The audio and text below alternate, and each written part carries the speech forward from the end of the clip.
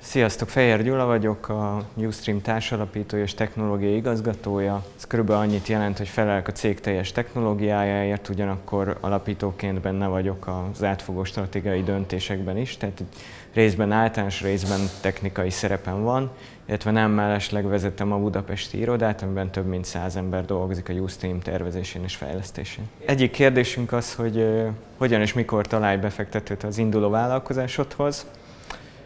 Ez egy nagyon jó kérdés. Igazság szerint elég sok mindentől függ, például attól, hogy milyen tőkeigénye van az elején a vállalkozásodnak, mondjuk, hogyha csak a saját munkádat pakolod bele, akkor lehet, hogy egészen sokáig meg tudod oldani saját forrásokból. Ha van valamilyen anyagigénye, vagy fölveszel sok kollégát, akkor nyilván hamarabb lehet szükséged befektetésre.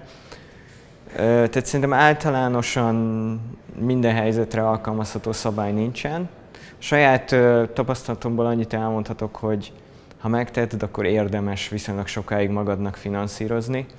Ez azért előnyös szerintem, mert mire eljutsz oda, hogy befektetőket vonjál be, addigra már nem csak egy ötlet, nem csak egy prezentáció lesz az, amit meg tudsz mutatni, hanem létezik majd valamilyen embrionális termék, aminek, hogyha esetleg létező felhasználói is vannak, az külön növeli az értékét. Itt pár hónapokon is nagyon komoly szorzók múlhatnak a kezdeti értékelést illetően. És hogy hogyan találj? Egy valami nagyon valószínű, marketingre nem lesz rengeteg pénzed az elején, tehát a legjobb marketing eszközöd önmagad leszel.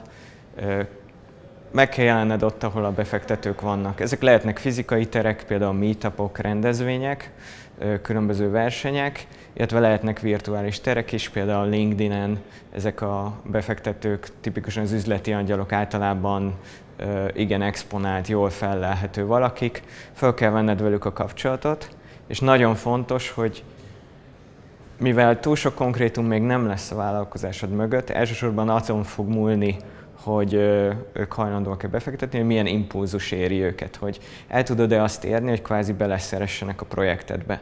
Hogyha ez sikerül, utána a feltételekben általában már meg tudtok állapodni. Tehát az nagyon fontos, hogy amikor ilyen emberekkel érintkezel, akkor képes legyél nagyon érthetően, és ugyanakkor nagyon lelkesen, nagyon magával ragadóan elmondani nekik, hogy ez miért nagyon jó dolog, és miért lenne bűn kihagyniuk.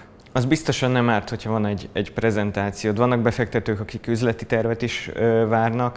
Én speciál az elején úgy gondolom, hogy ezek még nagyon-nagyon képlékeny dolgok, tehát az jó, hogyha meg tudod mutatni, hogy képes vagy egy üzleti tervet összerakni, de én, mint befektető nem várnám, hogy utána az tényleg fillére megvalósuljon.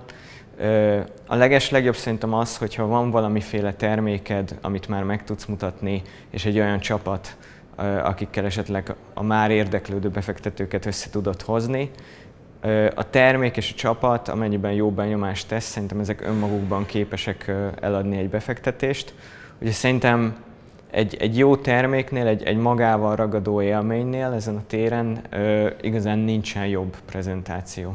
Startup vállalkozás indítása témában rengeteg jó könyv van, talán már túl sok is.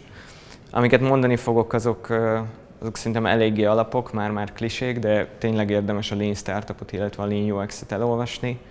Érdemes a Peter Thiel könyvét elolvasni, de van még rengeteg más jó könyv is.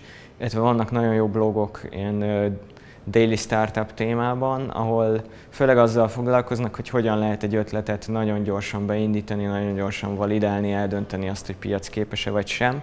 Szerintem, hogyha tényleg az elejéről indultok, akkor ezt a témát érdemes minél jobban felfedezni.